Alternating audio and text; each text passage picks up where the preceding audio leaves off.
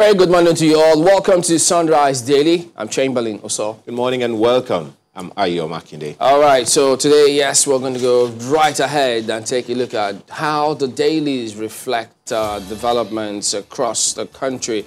We've got Mr. Ikechukwu joining us here today. He's the editor of the Niche newspapers. Good morning. Thank you for coming on today. Always my pleasure. Well, let's take a look at this first one. Nigerian Tribune. Their perspective, the big one, governors pacify police. Obaseki, hospital bills of injured officers to be paid. Makinde, families of slain policemen to benefit from 500 million naira compensation fund. So it appears as though, well, they thought, look, we can't expose or neglect the police. What's good for the goose, good for the gander. Those who have been perhaps victims of police activities, one way or the other. Well, the police themselves have been victims of something. So the governor said, look, we need to look their way as well. I think they are doing the right thing because at the end of the day, even the NSAS protest was not a protest against the police. Nobody is saying end police. The idea is not to say do away with the police, because you can't. In our modern society, you can't say do away with the police. Security is everything. Without the police, you can't even put a handle on police. And like you rightly said, there are people who have been abused, who have even been killed by the policemen. And then in this crisis also, there are policemen who have also been killed. And the idea is, what do you do? And most of those policemen killed may not actually be the so-called bad eggs who caused the problems. So what do you do with them? Do you leave their widows or widowers, their children, high and dry? No. So the governors are doing the right thing. But beyond this, because, you know, the problem we have most times is this knee-jerk reaction to issues. The president talked about welfare of the policemen. Yeah. That must be addressed. I think they're taking steps to see how they could quickly ramp up or at least address the salaries of police officers. Well, they have been taking steps. No, fresh steps. I mean, this fresh ones. They will always not say that. When this crisis is over now, you will find out that nobody talks about it again. Let the president walk his talk this time around. The police, they need to be remunerated adequately, and even when they retire, their pension need to be upgraded. There's nothing to write home about the take-home package of policemen when they retire. Well, that pension, it cuts across board in this country. I mean, look at the NSITF, or look at the current pension scheme, the PFA. So it's something that's almost everywhere, every part. There are huge concerns and areas that needs to be improved. That's why people scramble or do whatever they can while they can, because they think that if they are out of those places, nobody caters for them. Look at our senior citizens, what happens on the streets, on the roads, while they queue up waiting to get their pensions. I agree with you, but the issue of the police is quite peculiar. Because when the contributory pension scheme was introduced under President Olusegun Obasanjo in 2004, the government excused the military, but insisted that the police must be part of the contributory pension scheme. The police kicked. The government said no, that they are too large and too important to be ignored. And that was why they were licensed. MPF Pensions Limited was licensed as a one-client PFA in 2014. Now, there are issues that need to be addressed. NPF Pensions Limited has done so much in the last 6 years to bring to the attention of government what needs to be done in order to make the policemen live comfortably in retirement. Most of those things have not been done. For instance, they have said that policemen must be paid gratuity of 300% when they retire. There are several measures they have outlined there which the government has not looked into. There is this issue of what the government ought to contribute. According to the Pension Reform Act of 2014, what is being done now is that workers contribute 7.5%, government contributes 7.59%, which makes it 15%. But the Act of 2014 says that government should contribute 10% and the workers 8%, which makes it 18%. So that when that is put together, at least people will have something yeah. Up to now, 6 years down the road, nothing has been done. We're going to have more of some of the dailies talking about the police, which you equally just weigh in on. But you spoke about some accounts. Well, yes, there's one of them here, just above this list, sorry. NSAS, my son arrested in 2019, not seen till date. Petitioner tells panel, family resuscitates 2013 murder case in Edo, so you might want to check that one out. But look at this at the bottom strip here. ASU Adamant says agitation is for survival of public universities. They always say this. They always say this. That is, no, it's for the future of our institutions. And so it's not about our salaries, as people think. IPPIS or what's that? UTAS. UTAS or not. That this is about welfare. Well, the ASU university lecturers that have been on strike now for almost 1 year, for at least 8 months or more. Wow. And that is a very huge, big problem. Of course, we didn't feel it much because we were in a pandemic. Now that the private schools have reopened, it becomes a big problem. ASU has its own faults. I won't say they are always right. But the issue is that government is not taking education as serious as it should. And the simple reason is that those top guys in power, from president to governors to ministers, you hardly get any of their children in Nigerian universities. And that's a problem. So they don't care whether the poor masses, their children stay out of school now for 1 year or for 2 years. It doesn't bother them.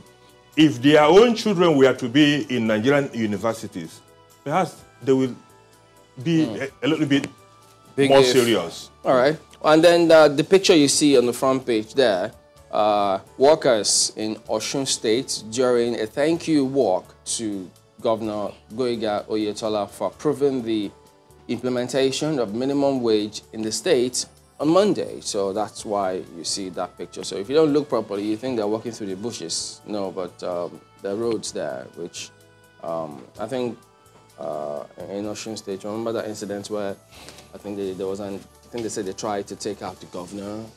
They spoke about it. They declared certain people wanted for looting. They said they will go from house to house to search, but the rest they say is history. So that's Tribune this morning. The leadership newspaper leads with the same NSAS story, but from this time, it's from Northern Leaders. Northern Leaders ask FG to censor social media. Find that story on page 4 of the paper this morning. Say protests, attempts to topple government outside ballot box. Whoa. Seek collective effort in tackling insurgency, poverty in the north. Presidency expresses worry over fake news. Lawyers divided over massive looting, imposition of curfew. Choose your pick. This is quite a lot, obviously. I was sad yesterday when this news broke. Of course, the northern governors met with traditional rulers and top political shows from the north. They met in Kaduna, Kashim Ibrahim House in Kaduna, and they came up with this resolution. See, Ayo and Chamberlain, the biggest problem we have in this country, and that is why Nigeria is still where it is today, is this issue of ethnicity. Everything is ethnicized. There is no national consensus on what is good and what is bad. What is ethnicized in the call for social media censorship? No. The underlying issue they come up with was that the NSAS protest was an attempt at regime change. And you think that's a sectional thing? You think that's something from just one ethnic nationality? Why not? Why not? They are saying it because Buhari is the president. When Jonathan was in power, and all the demonstrations across the country, including those led by President Muhammadu Buhari, was it for regime change? Did they plan to topple the government? So why would a cause championed by youth be an attempt to topple the government? In any case, if they meant well, we have a pan-Nigerian governorship now forum. Why didn't they do it under the auspices of the Nigerian Governors now forum? So, who is toppling the government? The poor youth assembled in Lekki or what? But they also cited the fact that maybe some divisive, other subversive people were the ones trying to take advantage of the good cause of the youths. Who are the subversive people, Ayo? See, until we begin to look at governance from the prism of whether it is delivering on its promises and not who is the president and where does the president come from, this country will continue to plumb the depths of underdevelopment. If those who voted for President Muhammadu Buhari in 2015, we are not only the Northerners. The president had contested for the presidency 3 times before 2015 and failed. The only thing that made him president in 2015 was that the South, particularly the Southwest, teamed up with the North and delivered him. They didn't vote for him. Who didn't vote for him? I mean, I said, Buhari was not elected in 2015 because he was a Northerner.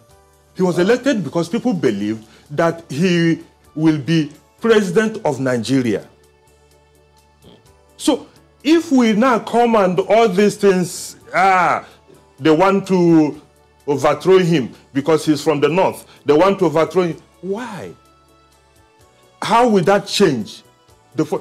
Are there no poor people in the North? Don't policemen kill people in the North? Okay, the Shais that were killed in 2019, December 2019 in Kaduna, is it the South? Okay, well, that conversation could be similar to what the Daily Trust is equally reflecting, because their late story, Northern governors, Nigeria indivisible, want social media censored. Fake news instigated the NSAS protests that ascribed to the IGP. This is time for state police, El-Rufai. Okay? We must act fast to save our country. Experts. So, quite a lot packed in here. censorship of the social media, Nigeria's indivisibility. There's just so much going on. Nigeria has indivisibility. Well, they've always not said that. And truth be told, I'm not too sure that those who want Nigeria to be divided are in the majority. They are not. Nigerians would love to live in a country where there is equity and justice. What people are clamoring for is equity and justice. And without equity and justice, there will be no peace. Make no mistake about that. See, I tell people, despite what IPOB is doing, there are perhaps more Igbo people living outside Igbo land than there are. If you go to Kaduna, if you go to Kano, if you come to Lagos, there are Igbos everywhere. And they're not Igbos who are idle. There are Igbos who have businesses running. Many of them don't even have any investments in Southeast. Those are not the kind of people who want Nigeria to be divided. No. But what they are asking for is that in their country, there must be equity, there must be justice. People must be treated equally, not some treated as first-class citizens and others treated as second-class citizens. What about this? Pardon me. Well, what about this part of? You could add that to this: the fake news part instigating the protest, as ascribed to the IGP. IGP has been economical with the truth. I am sorry to say, because what sparked the NSAS protest was the problem in Delta State. I think in Ughelli also.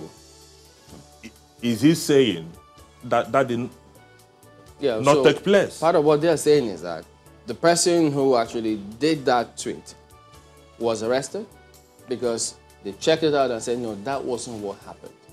So he's answering questions now, and the police is saying that we went in there. We were the one who took the person. The person, what he tweeted was not what happened. And the police said, well, he is now being prosecuted because of the falsehood which he perpetrated, which people ran with, saying he misled people, and that's what IGP said. Yeah.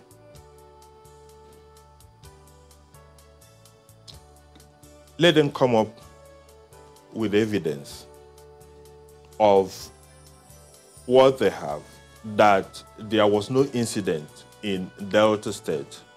In any case, my people have a saying. They say it is not the day that the dog spilled palm oil that it is beaten. It is the day it spills the leftover. Okay. And it's because of the anger of what he did yesterday. The NSAS, the special anti-robbery squad guys were on the loose. And Nigerians have complained and complained and complained. Don't forget, in 2018, there was a promise by the government that they were going to disband this and NSAS. So if the IGP is coming out now to say it was not fake news, is he saying that if it is not true that those guys were doing things they were not supposed to do, why did he disband them? Okay, but the Daily Independent leads with this one this time around. NSAS protests, northern governors, monarchs call for control of social media, endorsing the visibility, indissolubility, oneness of Nigeria, push for resolutions of ASU strike, rules for monarchs, appreciating ongoing police reforms, back President Buhari, protests show time is ripe for state police, ascribed to Governor El-Rufai, National Assembly to do justice to social media, that's ascribed to Minister. So that's also on the front page right there. But that social media part is definitely giving some people goosebumps. Let's see how far they can go. Okay. But this is World Wide Web. This is World Wide Web. There is an extent to which you can control. Yeah. Even in China. Interesting. Well, this one also, 4 billion naira bailout for airline operators, too little, say Senate and stakeholders. Senate begins public hearing on civil aviation amendment bills. Reps call for suspension of planned concession of airports. That story is on page 4 of the paper this morning. All right, take a look at Vanguard newspaper next. Unpaid salaries. Civil servants besiege head of services office. Provisions made based on previous salary exhausted, says HOCSF. That's head of service. Ministries staff better off than those in departments, agencies, ascribed to source. They pleaded for more time. Asks us to be patient, avoid newsmen, protesting staff. So, what is all this about? You know that will catch your eye to avoid newsmen. Is it that they have something to hide? Oh, no. Say, look, going to newsmen might worsen it because we're trying to sort something out. So if you go to newsmen, you know what can happen about misconceptions. So how do we interpret this one now?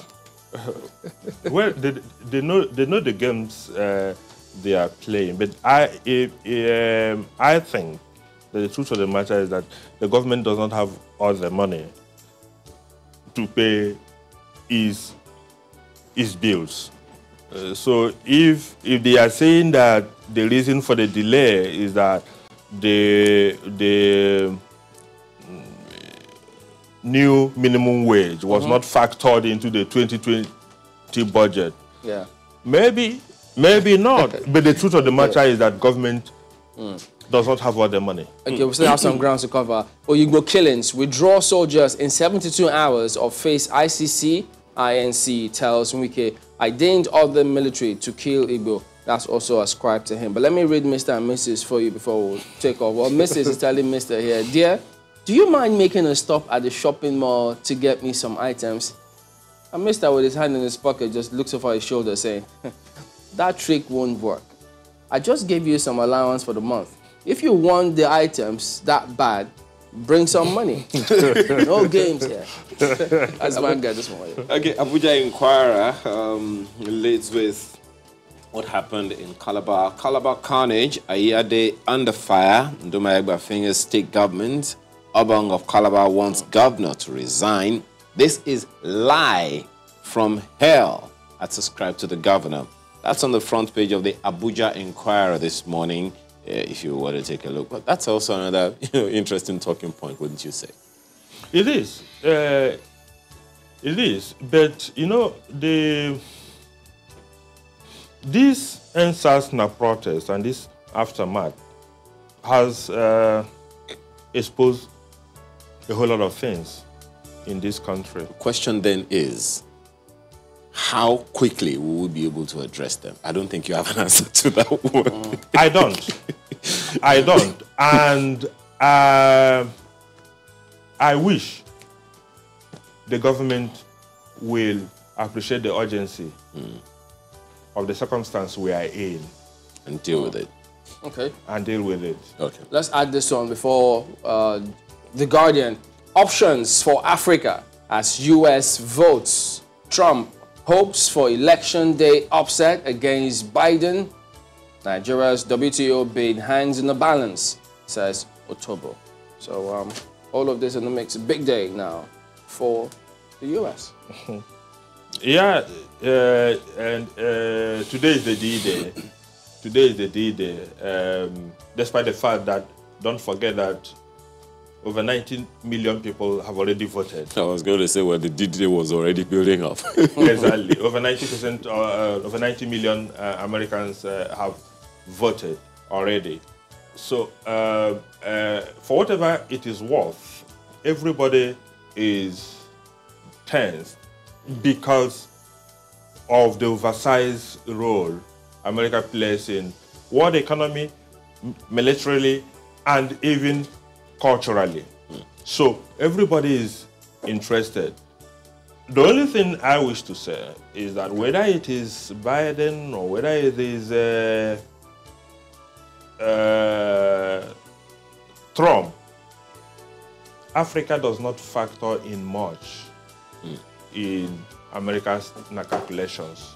All right. Obama was president for 8 years. I don't know how it impacted on Africa. If it is Trump, it is going to be worse. Oh dear. Okay, there you go. So I guess we'll keep watching and see what happens. Well, that's it. We'll look at some of the dailies here this morning. Thank you for coming on. Ikechukwu, Amaechi, editor of the Niche newspapers. We will be back in a moment. Don't go away.